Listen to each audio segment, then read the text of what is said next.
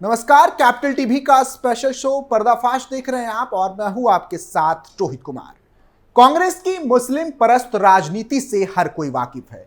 वो तमाम राज्य जहां कांग्रेस की सत्ता है वहां हिंदुओं का क्या हाल है ये किसी से छुपा नहीं। ऐसे में जब हिंदू कमजोर पड़ता है तो उनकी मदद के लिए तमाम हिंदू संगठन आगे आते हैं और जिहादियों से हिंदू धर्म की रक्षा करते हैं। हाल ही में तेलंगाना के चिलकूर से एक खबर निकलकर सामने आई, जहां एक हिंदू मंदिर की जमीन को वक्फ बोर्ड की जमीन बताकर मस्जिद का निर्माण किया जा रहा है। हैरानी की बात यह है कि इस काम में कांग्रेस पार्टी का पूरा समर्थन है।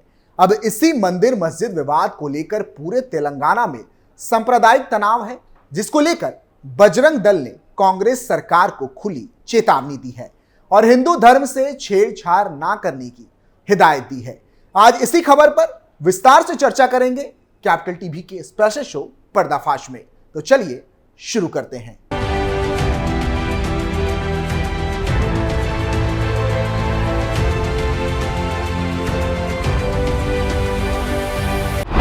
जबरन हो रहा मस्जिद का निर्माण, हिंदुओं की जमीन को मुसलमानों ने कब्जाया, कांग्रेस सरकार दे रही जिहादियों का साथ, हिंदू संगठनों ने सरकार को दी चेतावनी, मंदिर के साथ खिलवाड़ बर्दाश्त नहीं।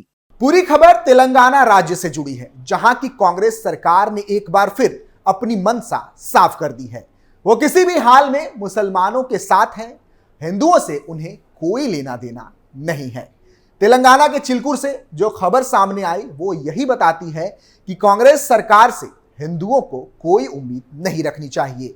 वो ना हिंदुओं की रक्षा कर सकते हैं और ना ही उनके मंदिरों की। दरअसल तेलंगाना के चिलकूर बालाजी मंदिर के पास एक जमीन को वक्फ जमीन बताकर वहां मस्जिद बनाया जा रहा है, जिसको लेकर कांग्रेस सरकार ने चुप्पी साध रखी है। तमाम शिकायतों के बाद भी हिंदुओं को कोई सहायता नहीं मिल पा रही। ऐसे में अब हिंदू संगठन बजरंग दल ने इसका विरोध करते हुए कांग्रेस प्रशासन को चेतावनी दी है। उन्होंने कहा है कि मंदिर की पवित्रता के साथ कोई भी खिलवाड़ बर्दाश्त नहीं किया जाएगा, इसके गंभीर परिणाम भुगतने होंगे। उन्होंने निर्माण को लेकर मस्जिद को गिराने की मांग की है।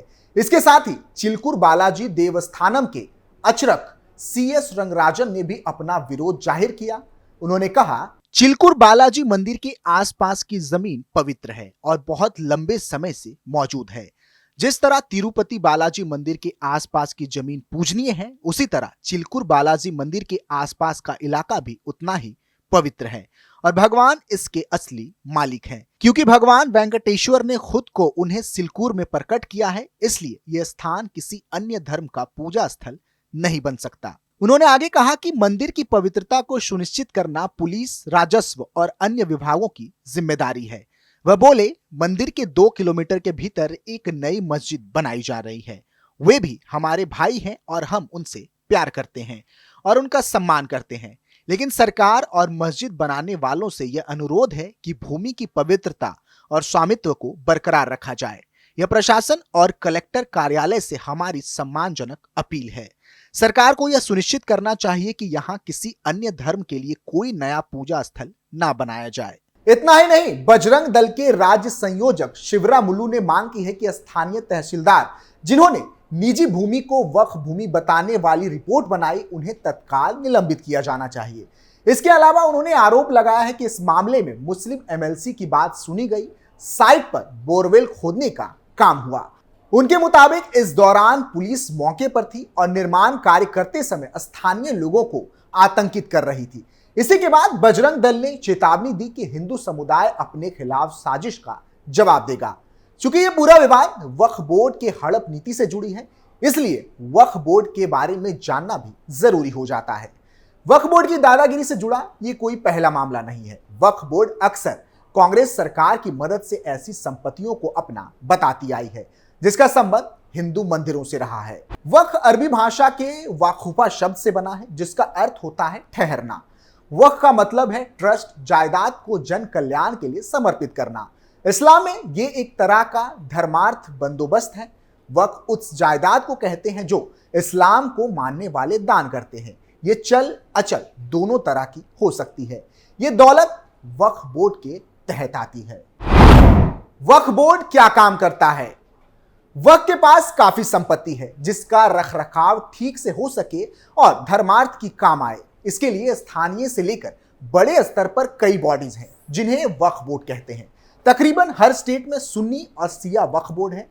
इनका काम उस संपत्ति की देखभाल और उसकी आय का सही इस्तेमाल है।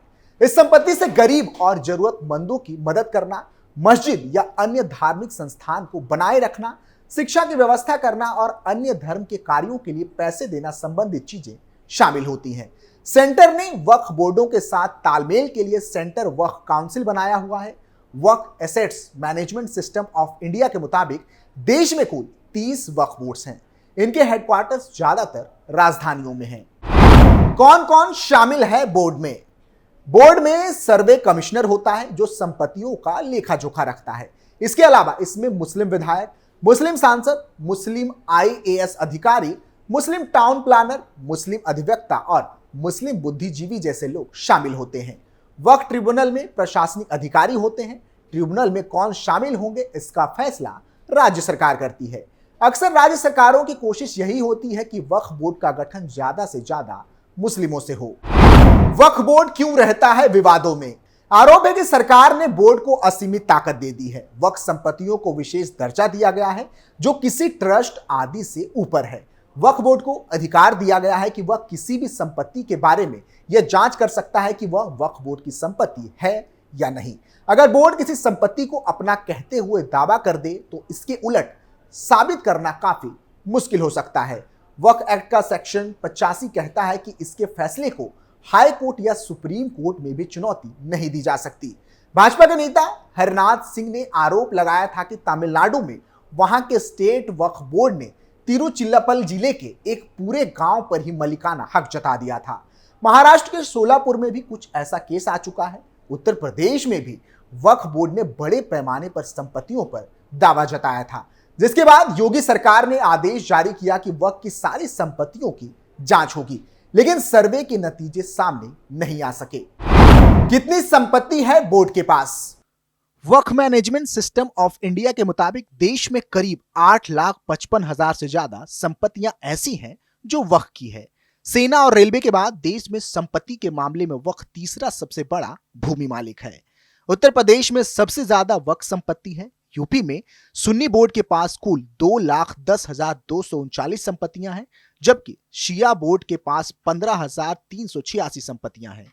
हर साल हजारों व्यक्तियों द्वारा बोर्ड को वक्फ के रूप में संपत्ति दी जाती है, जिससे इसकी दौलत में इजाफा होता रहता है।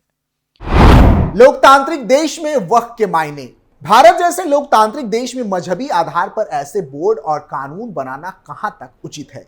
पिछले ही दिनों यह खबर आई कि एक पूरे गांव पर वक्फ बोर्ड ने अपना अधिकार बता दिया, जबकि लोग उस पर सालों से रह रहे हैं और जमीन पर मंदिर भी है।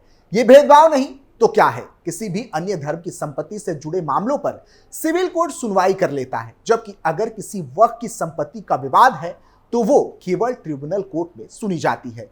यानी अगर वक्फ कभी कहता है कि किसी गैर इस्लामी शख्स की जमीन भी उसके हिस्से में आती है तो उस व्यक्ति को ट्रिब्यूनल कोर्ट जाकर शिकायत करनी पड़ती है, और देश में इन कोर्टों की संख्या मात्र 14 है। वहीं अगर यही विवाद किसी अन्य धर्म के व्यक्ति से जुड़ा है तो बड़े आराम से मामला सिविल कोर्ट में सुना जाता है। आपको जानकर हैरानी होगी कि वक्फ का कॉन्सेप्ट किसी भी इस्लामिक देश में नहीं है, फिर वो चाहे तुर्की, लीबिया, सीरिया या इराक हो। लेकिन भारत में मुस्लिम तुष्टीकरण के चलते आज हालात ऐसे हैं कि इन्हें देश में तीसरा सबसे बड़ा जमींदार बताया जा रहा है। इसके पास अमूल्य संपत्ति है और इसकी वजह कहीं ना कहीं पहले की कांग्रेस सरकार रही है, जिन्होंने इसे इतना बढ़ावा दिया। हालांकि मौजूदा बीजेपी सरकार में इस पर नकेल कसने का काम किया जा रहा है।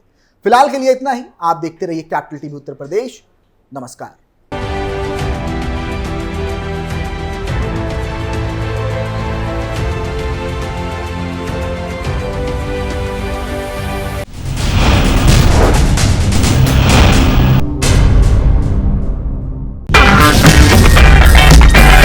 अगर आपको हमारा वीडियो पसंद आया हो तो इसे लाइक करें, हमारे चैनल को सब्सक्राइब करें और हाँ, बेल आइकन दबाना ना भूलें ताकि ताकि आप तक हमारे वीडियो की नोटिफिकेशन पहुंचती रहे। आप अपना सुझाव हमें कमेंट बॉक्स में दे सकते हैं। हमारे साथ जुड़ने के लिए शुक्रिया।